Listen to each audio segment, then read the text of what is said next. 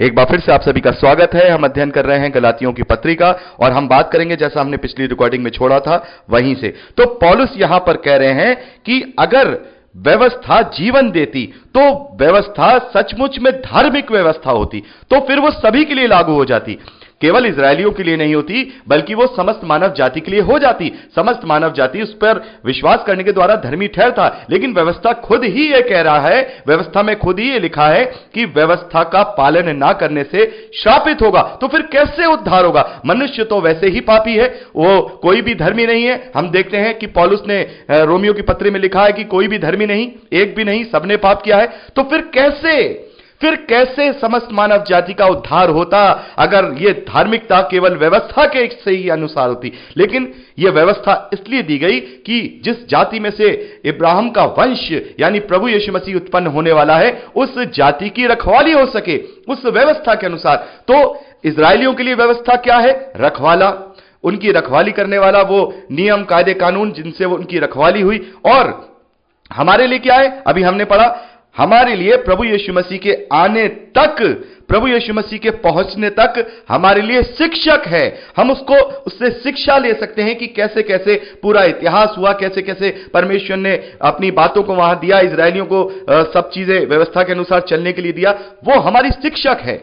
वो प्रभु यीशु मसीह तक हमारे पहुंचने के लिए व्यवस्था मेरे और आपके लिए शिक्षक है। जो गैर यहूदी लोग हैं, जो मसीही विश्वासी लोग हैं, उनके लिए व्यवस्था शिक्षक है। और इजरायलियों के लिए, यहूदियों के लिए वो व्यवस्था क्या है? उनके लिए रखवाला, क्योंकि उनकी रखवाली व्यवस्था के कामों के अनुसार होती थी, क्योंकि अभी तक विश्वास नहीं आया है। अभी केवल शरीर के कार्यों के द्वारा ही धार्मिकता प्रकट हो रही थी, लेकिन विश्वास का आना जरूरी था, क्योंकि वो प्रतिज्ञा पूरी होनी थी इब्राहिम के साथ जो परमेश्वर ने बांधी है, और वो उस वंश के द्वारा ही हो सकती थी जो वंश प्रभु यीशु मसीह के रूप में इस धरती में इजरायलियों के बीच में जन्म लेने वाला है। मतलब उस वक्त के हिसाब से बोल रहा हूं, जन्म लेने वाला था और उसने जन्म लिया और उसने अपने बलिदान के द्वारा उसने मृत्यु पर वो जयवंत हुआ, और विश्वास के द्वारा उसने हमें एक नई व्यवस्था दी कि केवल विश्वास के द्वारा, अपने आप को नई सृष्टि बनाने के द्वारा ही हम केवल उस पर विश्वास करेंगे तो हम परमेश्वर की धार्मिकता बन जाएंगे। हमें कोई कार्यकलाप या हमें कोई धार्मिकता का कार्य या हमें व्यवस्था के कार्य करने की कोई जरूरत नहीं है। तो पौलुस यहां पर कह रहे हैं कि जो व्यवस्था है वो उन लोगों के लिए जो इजरायली हैं, यहूदी हैं, उनके लिए रखवाला, और मेरे और आपके लिए शिक्षक, मसीह में पहुंचने के लिए शिक्षक हुए। आगे पौलुस लिखते हैं कि हम विश्वास से धर्मी ठहरे हैं। वो इसलिए हमारे लिए शिक्षक हुई कि कैसे अगर हम पर धार्मिक, माफ कीजिएगा, कैसे अगर हम पर यह व्यवस्था लागू होती और व्यवस्था के द्वारा ही हम धर्मी ठहरते, तो हमारा इतना ज्यादा आनंदित होने का कोई विषय नहीं था, हमारा खुश होने का कोई इतना विषय नहीं था, क्योंकि फिर हम अपने उद्धार को कमा रहे हैं, मजदूरी कर रहे हैं।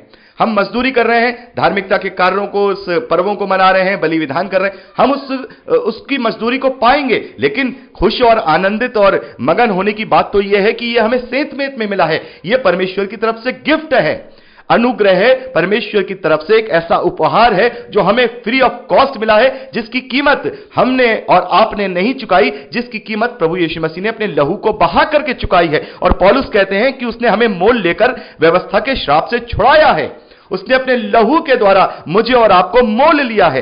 तो यहां पौलुस कह रहे हैं कि जब 25वें वचन में, परंतु जब विश्वास आ चुका तो हम अब शिक्षक के अधीन ना रहे।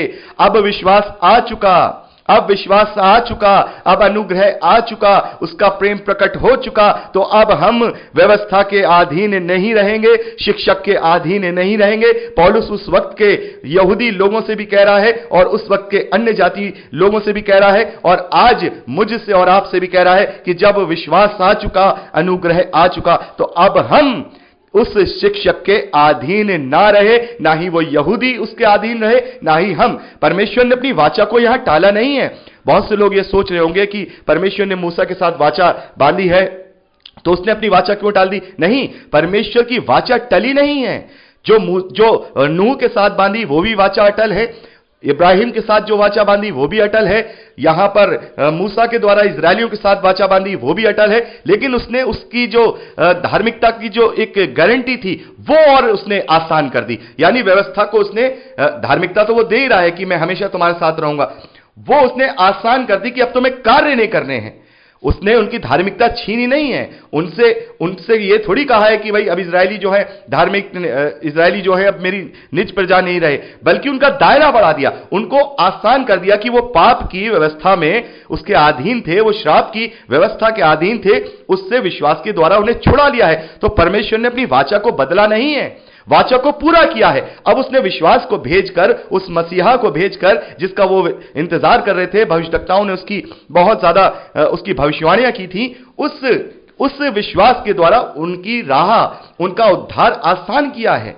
और सबसे पहले परमेश्वर ने इजरायलियों को ही यह मौका दिया, इजरायलियों को ही यह मौका दिया है कि उनके बीच में सुसमाचार का प्रचार हुआ है। अन्य जातियों में तो बाद में हुआ है। तो यह परमेश्वर ने अपनी वाचा को नहीं बदला है, बल्कि परमेश्वर ने उस वाचा का जो रास्ता है उसको आसान कर दिया है। जो धार्मिकता कार्यों के अनुसार होती थी, उस धार्मिकता को अब विश्वास के अनुसार कर दिया है।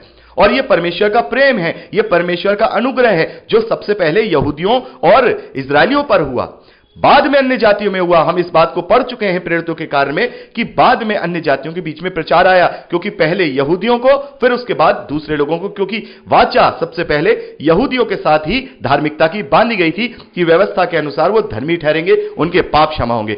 अब उन्हें बलि विधान करने की जरूरत नहीं है, क्योंकि व्यवस्था में क्या है, बलि चढ़ाना है तो तुम्हारे पापों की क्षमा होगी, याजक तुम्हारे लिए प्रार्थना करेगा। अब याजक बदल दिया गया, याजक की जगह महायाजक प्रभु यीशु मसीह हो गया, और बलिदान भी बदल दिया गया। एक ही बार में सारा बलिदान प्रभु यीशु मसीह ने स्वयं को बलिदान करके वो बलिदान विधि विधान भी पूरे कर दिए, और उसने सारी चीजों को पूरा कर दिया। और अब पाप का कोई वहां पर कारण ही नहीं रहा, क्योंकि लहू के द्वारा, प्रभु यीशु मसीह पर विश्वास करने के द्वारा, उसके लहू के द्वारा मुझे और आपके पापों की छुड़ौती मिल गई है। तो फिर अब व्यवस्था के और भी कार्य करने की जरूरत नहीं रही है।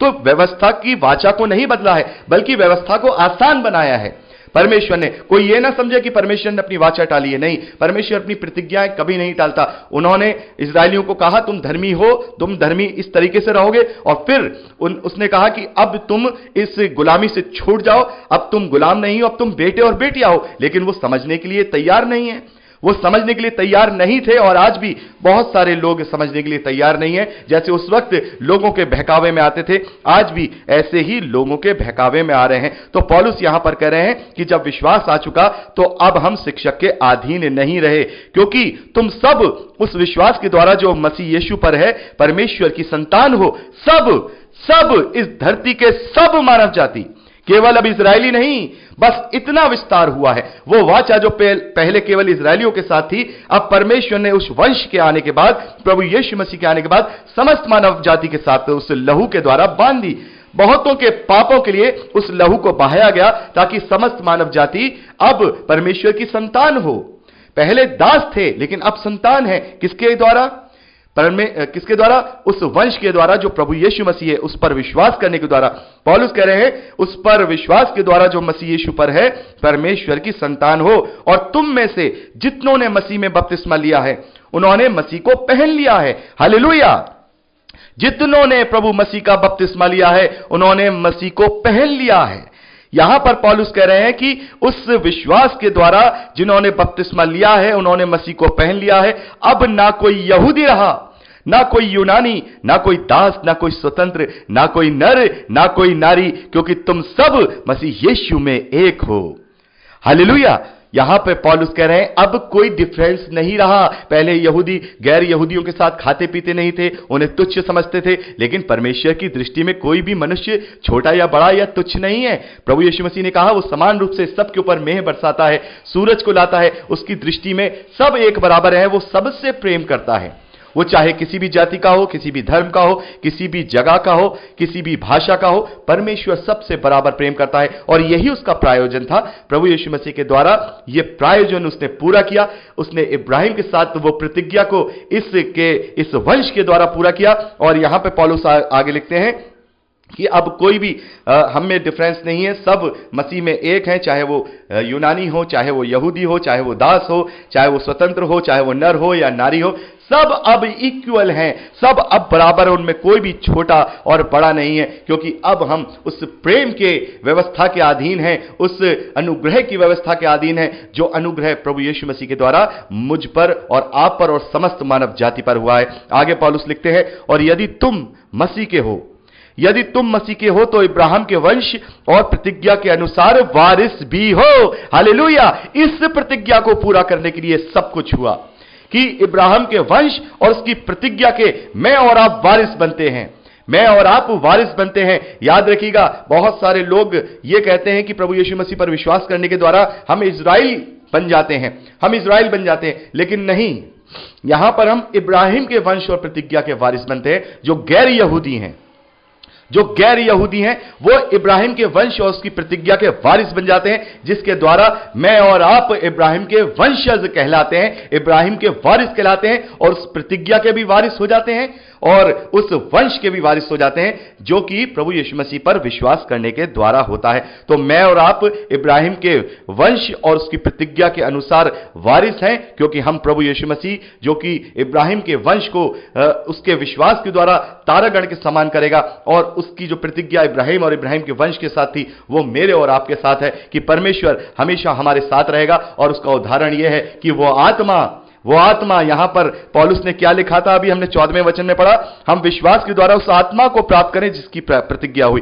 तो पवित्र आत्मा की प्रतिज्ञा हुई कि मैं तेरे वंश के साथ रहूंगा, और आज परमेश्वर पवित्र आत्मा के रूप में मेरे और आपके साथ सहभागिता करता है। हालेलुया। उस प्रतिज्ञा को, जो आत्मा का प्रतिज्ञा था, जो मेरे और आपके साथ परमेश्वर सहभागिता करता है पवित्र आत्मा के रूप में, वो प्रतिज्ञा उसने आज पूरी की, उस वक्त पूरी की जब प्रभु यीशु मसीह को भेजा, और जो कोई इस पर विश्वास करता है वो उस प्रतिज्ञा का क्या हो जाता है, वारिस हो जाता है, और उसका वंश का, इब्राहिम के वंश का भी वारिस हो जाता है। तो यहां पर हम देखते हैं, हमने तीसरा अध्याय कंप्लीट कर लिया और हमने अच्छी तरह से जाना कि व्यवस्था और विश्वास, इन दोनों में क्या फर्क है और क्यों पौलुस ने हमसे कहा कि हमें व्यवस्था का पालन नहीं करना है, क्योंकि अब हम दासत्व के या गुलामी के जुए में नहीं जूतेंगे। जब हमें स्वतंत्र कर दिया गया है तो हम स्वतंत्रता के साथ रहेंगे, हम किसी भी आडंबर में नहीं फंसेंगे, चाहे कोई भी हो। क्योंकि आज भी भले ही हम व्यवस्था का पालन नहीं करते हैं, लेकिन फिर भी बहुत सारे ऐसे लोग हैं, झूठे प्रचारक हैं, जो हमें उन आडंबरों में धकेलना चाहते हैं, उसमें फंसाना चाहते हैं। तो हमें अपने आप को इन सब से बचा के रखना है।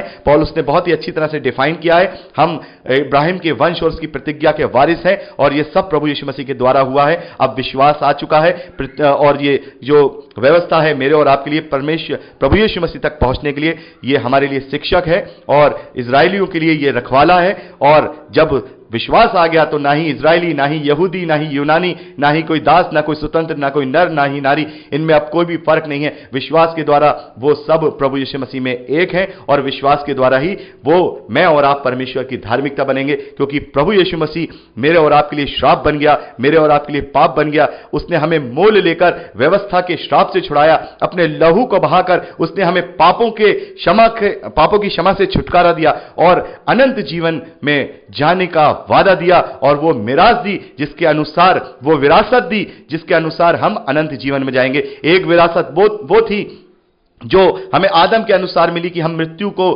प्राप्त होते हैं। एक विरासत वो है जो हमें प्रभु यीशु मसीह पर विश्वास करने के द्वारा मिलती है कि हम मृत्यु पर भी जयवंत हो जाएंगे, और हालेलुया, हम उस अनंत जीवन में अपने प्रभु के साथ रहेंगे। वहां ना तो दुख होगा, ना आंसू होंगे, ना तकलीफ होगी, वो हमारे सब आंसुओं को पोंछ डालेगा। तो यहां पर हमने तीसरा अध्याय कंप्लीट किया, और अगली रिकॉर्डिंग में हम चौथे अध्याय की ओर अध्ययन करेंगे। प्रभु आपको आशीष दे। Praise Lord.